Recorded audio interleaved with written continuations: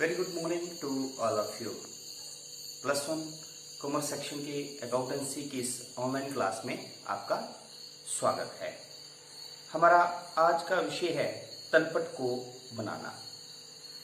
Laser या खाता बही में लिखे गए विभिन्न खातों के शेषों एवं योगों की सहायता से तलपट किस तरह से जो बनाया जाता है। इस वीडियो के बाद आप ये जान पाएंगे कि तलपट किस तरह से बनाया जाता है और जो लेजर बैलेंसेस होते हैं उनको कैसे लिखा जाता है।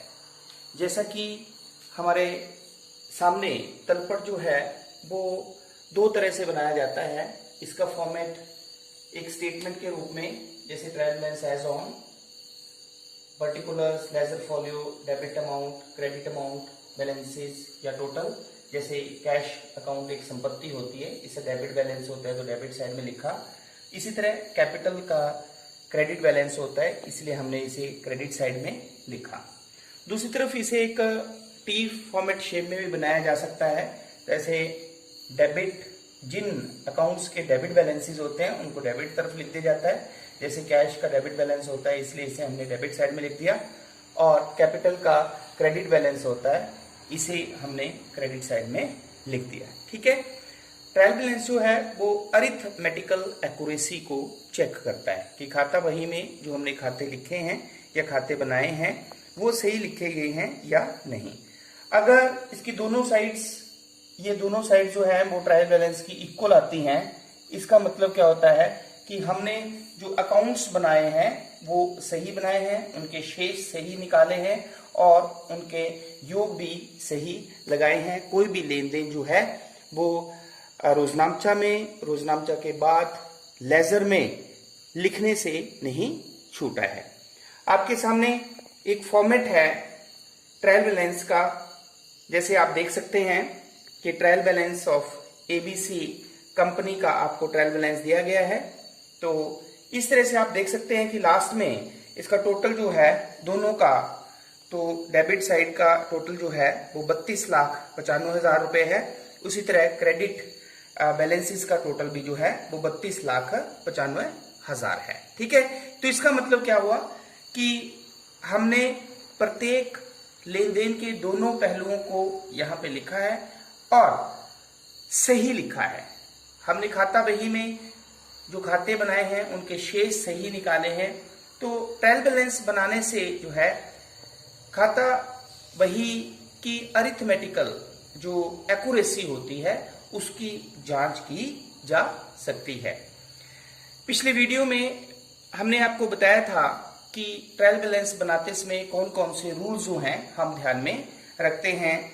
जैसे कि सभी एसेट्स जो होती हैं उनका डेबिट बैलेंस होता है, उन्हें डेबिट साइड में, या उनका टोटल या बैलेंस जो होता है वो डेबिट अमाउंट कॉलम में लिखा जाता है।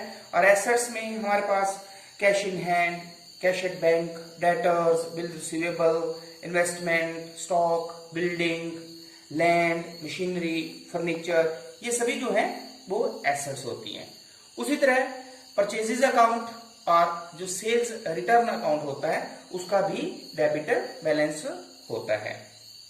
और जितने भी हमारे पास एक्सपेंसेस होते हैं, all the expenses have debit balance, तो उन्हें डेबिट अमाउंट कॉलम में लिखा जाता है या डेबिट साइड में लिखा जाता है। और एक्सपेंसेस में हमारे पास सभी तरह के एक्सपेंसेस, सैलरी अकाउंट हुआ, वेजेस अकाउंट हुआ, रेंट अकाउंट हुआ, कमीशन अकाउंट हुआ, इंटरेस्ट अकाउंट हुआ, डिस्काउंट अलाउड अकाउंट हुआ, कैरेज इनवर्ड हुआ, कैरेज आउटवर्ड हुआ, ये सभी डेप्रिसिएशन हुआ, जितने भी एक्सपेंसेस होते हैं उनका डेबिट बैलेंस होता है। तो इसलिए उनके बैलेंसेस को डेबिट अमाउंट कॉलम में या डेबिट साइड में लिखा जाता है। उसी तरह हमने पढ़ा है कि all the liabilities have the credit balances. Liabilities जो होती हैं उनका बैलेंस क्रेडिट होता है। तो लायबिलिटीज में हमारे पास कैपिटल है, क्रेडिटर्स है, बिल्स पेबल है, लोन फ्रॉम बैंक है, बैंक ओवर ड्राफ्ट है, ये सारी लायबिलिटीज होती हैं। इसलिए इनका क्रेडिट बैलेंस होता है, इसलिए इन्हें क्रेडिट अमाउंट कॉलम में लिखा जाता है या क्रेडिट साइड में लिखा जाता है। सेल्स और जो परचेज रिटर्न होता है उसका भी क्रेडिट बैलेंस होता है, इसलिए इसे भी क्रेडिट साइड में लिखा जाता है। और हमने पढ़ा है कि all the incomes have credit balance, जितनी भी इनकम्स होती हैं उनका क्रेडिट बैलेंस होता है।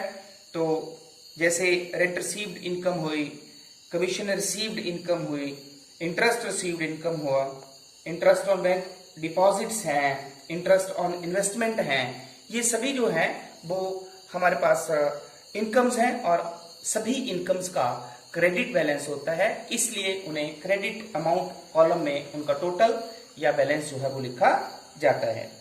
यहाँ पे एक बात आपने ध्यान में रखनी है कि ओपनिंग स्टॉक अगर आपके पास दिया है तो उसका हमेशा डेबिट बैलेंस होता है, इसलिए उसे डेबिट अमाउंट कॉलम में लिखा जाता है। लेकिन जो क्लोजिंग स्टॉक होता है, जिसे अंतिम रहतिया भी कहते हैं, उसे हम ट्रायल बैलेंस के बाहर दिखाते हैं, उसे हम ट्रायल बैलेंस के अंदर नहीं दिखाते हैं। तो ये जो पॉइंट्स जो हैं वो आप ध्यान में रखेंगे ट्रायल बैलेंस बनाते समय। अब आप देख सकते हैं आपके सामने एक क्वेश्चन है, the following balances are extracted from the books of Mohan Kumar as on 31 March 2010, prepare a trial balance from these balances. तो इन बैलेंसेस की सहायता से आपको ट्रायल बैलेंस जो है वो बनाना है। इसमें एसेट्स भी हैं, लायबिलिटीज भी हैं, एक्सपेंसेस भी हैं और इनकम्स भी हैं। तो आप देख सकते हैं जैसे कैपिटल आपको दिया है 20,000, उस तरह कैश 800 दिया है, ओपनिंग स्टॉक 3000 दिया है, कमीशन डेबिट का मतलब कमीशन एक्सपेंस है, इसका डेबिट बैलेंस है 250 है, परचेजेस 8900 है, बैंक है 2550, ड्रॉइंग्स है 620, ट्रेड एक्सपेंसेस है, क्रेडिटर्स है। तो इस तरह से डिफरेंट लेजर अकाउंट आपको दिए गए हैं और साथ में उनका बैलेंसेस दिया गया है। तो अब हम जो रूल्स हैं उन्हें ध्यान में रखते हुए जो है वो इसे ट्रायल बैलेंस को हम बनाते हैं। तो सबसे पहले आपको बताएं, सबसे पहले हम ऊपर लिखते हैं ट्रायल बैलेंस एज ऑन, तो 31 मार्च 2010 को हम बना रहे थे, तो सबसे ऊपर लिखेंगे trial balance as on 31 March 2010। तो मैंने पहले भी आपको बताया कि हम इसे एक स्टेटमेंट के रूप में भी बना सकते हैं और इसे टी शेप अकाउंट में भी बना सकते हैं। तो सबसे पहले हम टी शेप अकाउंट में इसे बनाते हैं। तो आपके पास सबसे पहले है देखो कैपिटल, तो हमने पढ़ा है कि कैपिटल का क्रेडिट बैलेंस होता है, इसलिए हम इसको क्रेडिट साइड में लिखेंगे, कैपिटल 20,000। क्लियर। नेक्स्ट है हमारे पास कैश क्योंकि एक संपत्ति होती है इसलिए इसे डेबिट साइड में लिखेंगे 800। नेक्स्ट है ओपनिंग स्टॉक, हमारे पास एसेट होती है ये, तो ओपनिंग स्टॉक डेबिट बैलेंस 3000 हम जो है वो डेबिट साइड में लिखेंगे। नेक्स्ट हमारे पास है कमीशन डेबिट, तो इसका मतलब डेबिट बैलेंस है 250, तो इसलिए हम इसे डेबिट साइड में लिखेंगे। परचेजेस, हमने आपको बताया कि परचेजेस और सेल्स रिटर्न का डेबिट बैलेंस होता है, इसलिए परचेजेस को भी हम डेबिट साइड में लिखेंगे 8900। बैंक का मतलब क्या है, कैश एट बैंक, संपत्ति है, इसलिए इसका डेबिट बैलेंस होता है, इसलिए 2550, इसे हम डेबिट साइड में लिखेंगे। ड्रॉइंग्स का हमेशा डेबिट बैलेंस होता है, इसलिए हम इसे भी जो है वो डेबिट साइड में लिखेंगे 620। ट्रेड एक्सपेंसेस जो होते हैं उनका हमेशा डेबिट बैलेंसेस होता है, तो इसलिए हम इसे भी डेबिट साइड में लिखेंगे 2460। देन क्रेडिटर, क्योंकि एक लायबिलिटी होती है तो क्रेडिटर का जो है हमेशा क्रेडिट बैलेंस होता है, इसलिए हम इसे क्रेडिट साइड में लिखेंगे 4420। नेक्स्ट हमारे पास है डिस्काउंट, लेकिन ब्रैकेट में लिखा है डेबिट का मतलब डिस्काउंट अलाउड है, ये एक्सपेंस है, इसलिए इसका डेबिट बैलेंस होगा 120, हम डेबिट साइड में लिखेंगे। सैलरीज एक्सपेंस है, एक्सपेंसेस का डेबिट बैलेंस, इसलिए हम इसे डेबिट साइड में लिखेंगे 1860। फर्नीचर, क्योंकि एक संपत्ति है, संपत्ति का डेबिट बैलेंस होता है, इसलिए हम इसे भी डेबिट साइड में लिखेंगे 1100। वेजेस, क्योंकि एक एक्सपेंस है, एक्सपेंसेस का डेबिट बैलेंस होता है, इसलिए हम इसे भी डेबिट साइड में लिखेंगे। सेल्स, क्योंकि एक इनकम है और इनकम का हमेशा क्रेडिट बैलेंस होता है, इसलिए हम इसे क्रेडिट साइड में लिखेंगे 20,480। देन रेंट, क्योंकि एक एक्सपेंस है, इसलिए हम इसे डेबिट साइड में लिखेंगे क्योंकि इसका एक डेबिट बैलेंस होता है। डेटर्स, संपत्ति होती है, संपत्ति का हमेशा डेबिट बैलेंस होता है, इसलिए इसे भी हम डेबिट साइड में लिखेंगे। देन मशीनरी, तो मशीनरी भी एक संपत्ति है, इसलिए हम संपत्ति को भी डेबिट साइड में लिखेंगे क्योंकि इसका डेबिट बैलेंस होता है। एडवर्टाइजमेंट एक एक्सपेंस होता है, खर्चा विज्ञापन पे जो हम खर्चा करते हैं 300, इसलिए हम इसे भी डेबिट साइड में लिखेंगे। तो अब हम इसका टोटल करते हैं। तो अगर आप डेबिट साइड का टोटल करेंगे तो हमारे पास टोटल आता है 44,900। उसी तरह क्रेडिट साइड का अगर आप टोटल करेंगे तो वो भी हमारे पास आता है 44,900। तो इस प्रकार आपने देखा कि इन बैलेंसेस की सहायता से हमने ट्रायल बैलेंस बनाया और ट्रायल बैलेंस की दोनों साइड जो है वो इक्वल आई।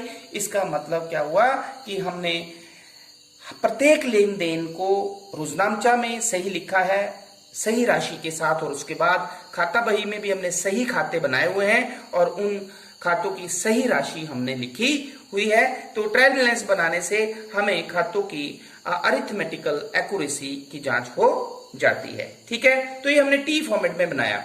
उसी तरह नेक्स्ट एक और क्वेश्चन है हमारे पास, जिसे आप देख सकते हैं कि हमें डिफरेंट लेजर्स के हेड दिए हुए हैं, लेजर अकाउंट्स दिए हुए हैं, ऑनर्स इक्विटी जिसको कैपिटल भी बोलते हैं आप। ठीक है, तो वो हमें क्रेडिट में दिया हुआ है। उसके बाद ड्रॉइंग्स दिया है 560, इक्विपमेंट्स दिया है 2850। उस तरह सेल्स दी है, ड्यू फ्रॉम कस्टमर्स दिया है 530, इसे हम डेटर्स कहते हैं। परचेज दिया है, परचेज रिटर्न दिया है, बैंक लोन दिया है, क्रेडिटर दिया है, टैक्सेस दिया है।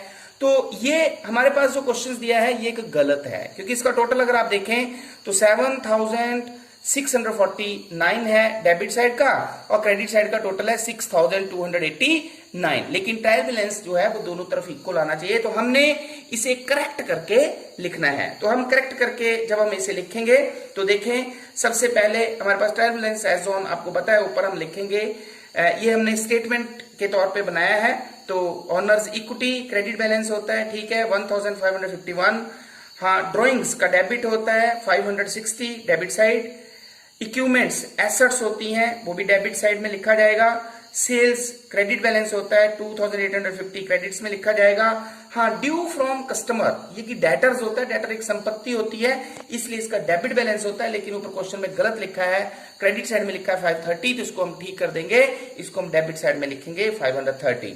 उस तरह परचेजेस सही लिखा है 1260, परचेज रिटर्न क्वेश्चन में गलत लिखा है 364, क्योंकि इसका क्रेडिट बैलेंस होता है तो इसलिए इसे क्रेडिट साइड लिखना था 364। ठीक है, उस तरह बैंक लोन लायबिलिटी है, ठीक है, 996। उसी तरह क्रेडिटर्स का क्रेडिट बैलेंस होता है क्योंकि एक लायबिलिटी होती है, तो इसे हम क्रेडिट साइड में लिखेंगे।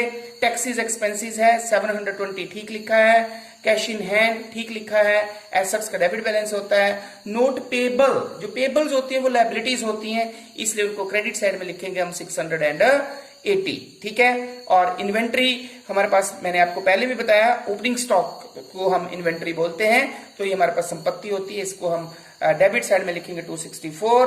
उसी तरह रिपेयर को हम ठीक लिखा हुआ है इसने 461, क्योंकि एक्सपेंस होता है इसलिए डेबिट साइड ही लिखा जाएगा।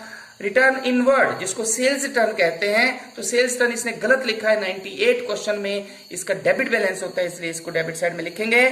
तो अगर अब हम इसको टोटल करते हैं तो हमारे पास टोटल आता है 6,969 डेबिट साइड का भी और क्रेडिट कॉलम का भी 6,960। ठीक है, तो इस तरह से जो है हमने आज के वीडियो में बैलेंसेस की सहायता से ट्रायल बैलेंस जो है वो कैसे बनाते हैं ये हमने डिस्कस किया। तो मैं आशा करता हूं कि अब आप जो है वो बैलेंसेस की सहायता से ट्रायल बैलेंस आसानी से बना सकते हैं। Thank you very much.